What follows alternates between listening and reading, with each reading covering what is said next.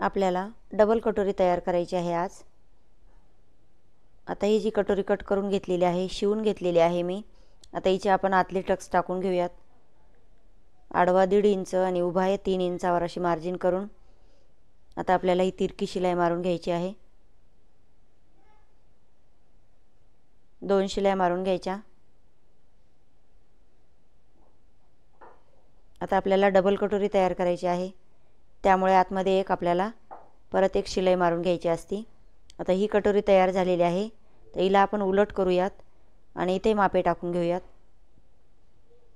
कमरेकडच्या दिशेला 3 इंचाची मार्जिन करून घेतली मी आणि दुसऱ्या साईडला 2.5 इंचावर मार्जिन करून आता एक आपल्याला अशी मार्जिन करून घ्यायची आहे। एकदम कमी म्हणजे अर्धा इंचापेक्षाही कमी अशी आपल्याला मार्जिन करून त्यावरती शिलाई मारून घ्यायची आहे। पॉइंट 2 रेषेवर जरी मार्जिन केली तरी चालते, आपल्याला एवढी कमी शिलाई मारून घ्यायची असते। आता ही आपल्याला कटोरी तयार झालेली आहे डबल। आता ही आपण कमरेकडचा साईडचा जो भाग असतो त्याला जोडून घेऊयात। आता दोन्ही भाग एकमेकांशी जोडून घ्यायचे आहेत आपल्याला। नमस्कार, सखी कलेक्शन मराठी या आपल्या चॅनलमध्ये सगळ्या मैत्रिणींचे स्वागत करते। आता 2 शिलाई मारून घेते। त्यानंतर आता मी तुम्हाला या व्हिडिओमध्ये क्रॉसपट्टी कशी जोडायची तेही दाखवणार आहे, तरी व्हिडिओ पूर्ण पहा। आता ही क्रॉसपट्टी मी एका साईडला शिवून घेतलेली आहे, अटॅच करून घेतलेली आहे ही।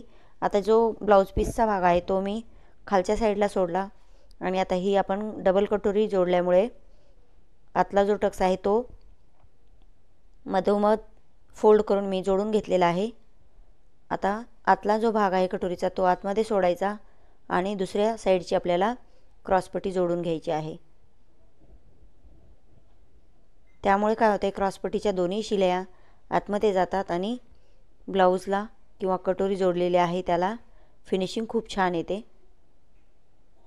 आता हे आपण सरळ करून घेऊयात क्रॉसपट्टी, म्हणजे शिलाई मारलेला भाग आतमध्ये जातो। आता इथे आपल्याला काय करायचे, हुकाचे घर याची पट्टी जोडायची आहे। ही पट्टी कशी जोडायची, हा भाग आपल्याला उलट ठेवलेला आहे, त्यावरती ही पट्टी आपल्याला मागच्या साईडने अटॅच करून घ्यायची आहे। खालचा कपडा फोल्ड करून घ्यायचा। त्यानंतर आता हे कपडा आपण सरळ करून घेऊयात पट्टीचा। त्याला एक फोल्ड करून परत दुसरा फोल्ड करून त्यावरती मध्यभागी शिलाई मारून घ्यायची, म्हणजे हुकाचे घर करायचे आहेत, त्यामुळे अर्धा ते पाऊण इंचाची जागा सोडून त्यावरती शिलाई मारून घ्यायची असते। आता राहिली पाइपिंगसाठी पट्टी।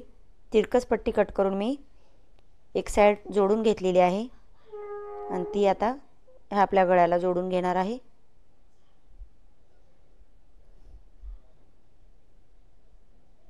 बघा मैत्रिणींनो, हा डबल कटोरीचा भाग आपला तयार झालेला आहे। तो तुम्हाला कसा वाटला मला कमेंट करून नक्की सांगा। अजून काही तुम्हाला शिकायची इच्छा असेल तर तेही सांगू शकता। धन्यवाद। बघा, सुंदर अशी डबल कटोरी तयार झालेली आहे।